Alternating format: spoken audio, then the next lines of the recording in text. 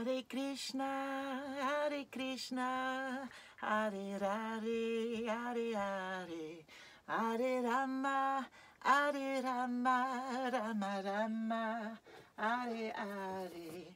Et bienvenue mes chers sur cette petite incantation, ce mantra dédicacé à Krishna. J'étais obligée cette semaine de venir vous rencontrer autour de cette magnifique mythologie. Il se trouve, pour ceux qui nous connaissent, que nous avons eu le bonheur immense d'accueillir à la maison, à Servoz, dans notre petite maison, Nadaka, le musicien, et sa compagne Gopika, qui fait du chant védique.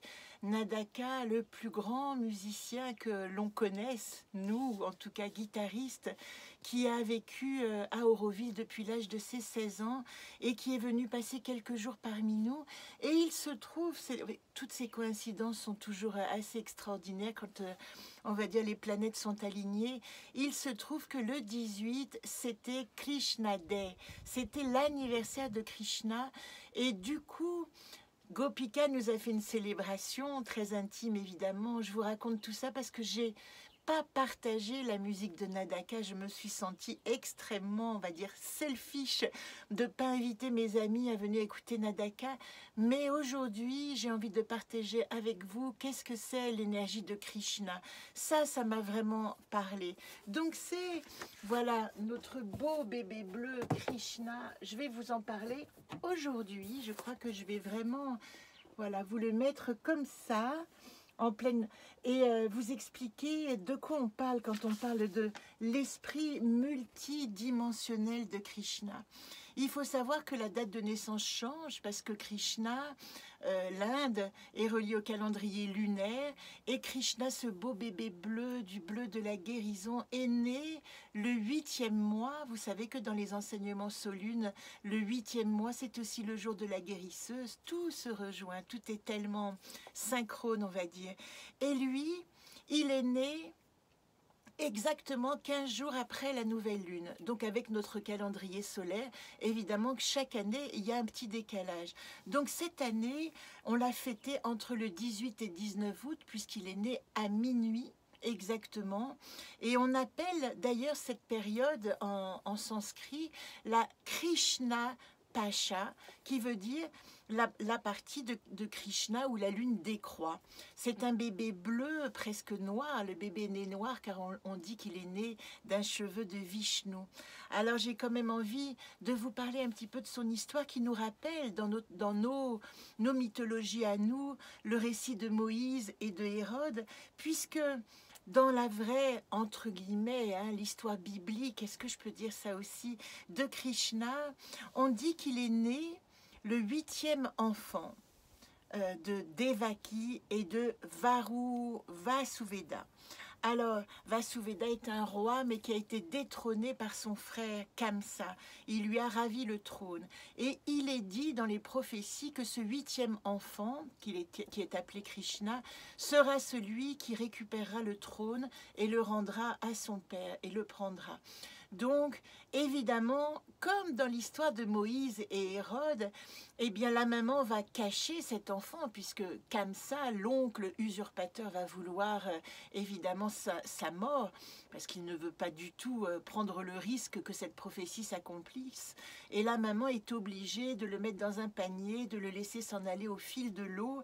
Il va quitter sa ville de naissance qui est, si je ne me trompe pas, Mathura, et il va être récupéré par des villageois, et c'est là qu'il va à Vrindavan, et c'est là qu'il va vivre toute son adolescence jusqu'à évidemment l'accomplissement de la prophétie à travers le récit que vous connaissez peut-être de la Bhagavad Gita, qui est l'un des récits du grand Mahabharata et qui raconte en fait la danse de la création du monde. Je vous mettrai évidemment dans le petit PDF tous ces mots que j'ai beaucoup de mal à prononcer parce que c'est jamais très simple de parler en sanskrit. Mais voilà, c'est la Bhagavad Gita, si vous la connaissez, c'est le 7e livre du Mahabharata. Maharabata, danse sacrée du monde, et qui raconte toutes les péripéties de Krishna pour évidemment, avec son compagnon Arjuna, reprendre toute la légitimité du trône. Ce qu'il faut savoir qui est intéressant, c'est que on dit que Krishna est un avatar de Vishnu. Un avatar, comme on pourrait dire que Jésus est un avatar de son Père, de son Créateur, c'est une incarnation du divin. Ce qui est très intéressant dans l'Inde, c'est qu'on a non pas un Dieu, mais on a une trilogie divine qui est constituée de Brahma, de Shiva et de Vishnu. Brahma représente la création absolue. Shiva, vous la connaissez peut-être, celle-là qui est assez menaçante avec ses bras, c'est la destruction, mort et renaissance, l'éveil, voilà de quoi elle parle Shiva. Et Vishnu, c'est le conciliateur, le préservateur, celui qui va permettre que les cycles du Dharma s'accomplissent et que nous puissions comment dire, faire notre évolution dans toutes nos dimensions. Et voilà ce qu'il est, Krishna. Il se trouve que Vishnu, le créateur, ça c'est très intéressant, je vous raconte tout ça comme des histoires, mais moi ça m'a passionné de replonger là-dedans. Donc j'espère que, dites-moi dans les commentaires si ça vous a intéressé. C'est totalement différent de d'habitude, ma petite chronique, mais c'est une manière de nous relier à cet enfant divin qu'est Krishna et vous faire comprendre à quel point la notion de l'enfant irrépressible qu'est Krishna, c'est un chemin absolument nécessaire pour l'éveil de la conscience. Alors ce qui est très intéressant, c'est que parmi les avatars de Vishnu, lui est le 8e avatar. Il y en a eu 7 avant. Il se trouve que les 7 correspondent d'une certaine manière à ce qu'on connaît de l'évolution de l'humanité. Le premier avatar, Matsya, est un poisson. Le deuxième avatar, Kurma, est une tortue, mi-eau, mi-terre. Le troisième, Varaha, est un cochon. Vous savez que le cochon, enfin vous le savez peut-être pas, mais que son ADN animal est celui qui est le plus proche de l'ADN humain. Après, nous avons le 4e qui est Narasimha et qui est moitié homme, moitié animal. Le 5e avatar de Vishnu, c'est Vamana, qui est un nain, un homme de petite taille. Le 6e, Parashurama, c'est un guerrier, mais qui est violent.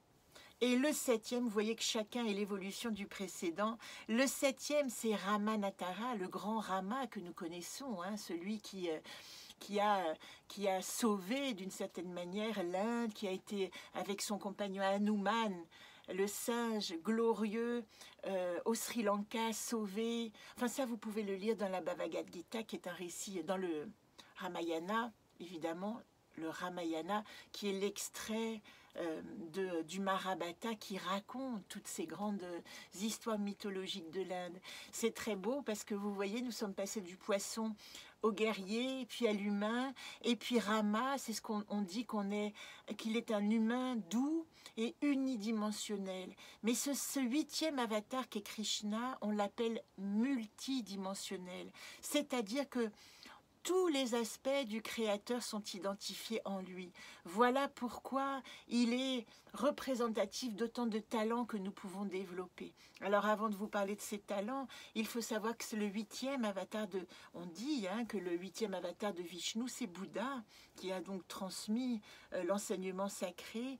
Et le 10e n'est pas encore arrivé. Le 10e, c'est Kalki. Et Kalki annonce, c'est le prédicateur de la fin des temps, en tout cas de la fin des temps tel que nous le connaissons. Donc j'ai retenu aussi dans ces enseignements que nous avons, Sadhguru explique que quand nous fêtons Krishna, nous dansons, nous faisons appel à Lila.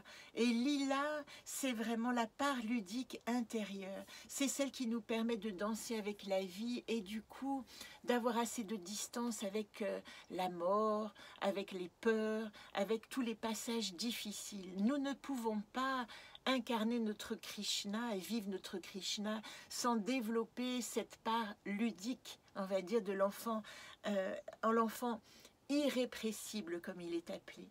Parmi ses autres talents, il est joueur de flûte, ensorcelant.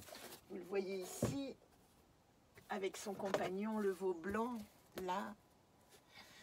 Il est aussi danseur gracieux, il est aussi amant irrésistible, il est guerrier impitoyable, homme d'État, conseiller, yogi accompli. Il a, Krishna, toutes les réalisations multidimensionnelles de l'être.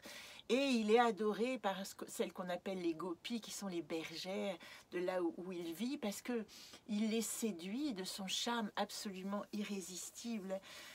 Et puis, il faut savoir quand même que sa compagne de prédilection, c'est Radha. Et Radha, c'est son amie d'enfance. Et en fait, elle devient sa compagne de prédilection parce qu'elle incarne l'amour exact, d'une pureté absolue, à tel point qu'on dit qu'elle devient une part intégrée de Krishna lui-même. Comme si... en fait, son amour transmet ce souffle de l'espoir. Vous voyez à quel point ça rejoint aussi dans les anacates fémènes qui parlent dans le féminin d'espérance, d'activer cette espérance. Voilà. Donc, je vous ai parlé de Krishna pour vous dire que dans cette semaine de sa naissance, célébrez l'enfant en vous. Nous allons arriver à la rentrée bientôt. Nous sortons du signe du lion. Krishna, lui, représente la lune. Il est bleu et noir parce qu'il représente aussi la totalité des êtres sur la planète. Il est absolument, je dirais, œcuménique. Voilà ce que j'ai aimé. J'espère que je vous ai partagé mon enthousiasme pour cette rencontre avec Krishna. Et vous voyez, j'ai rapporté de Pondichéry ces magnifiques figures qui nous ont servi, voilà, qui nous ont servi à faire notre petite célébration en compagnie de Gopika, la compagne de Nadaka. Je vous ai parlé des gopis.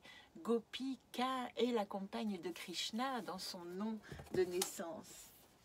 Je veux simplement vous dire que la semaine prochaine, c'est la rentrée. Nous parlerons des énergies qui sont magnifiques. Mars en Gémeaux, une Vénus en Lion, un Soleil en Vierge, du pragmatisme de réfléchir à la rentrée.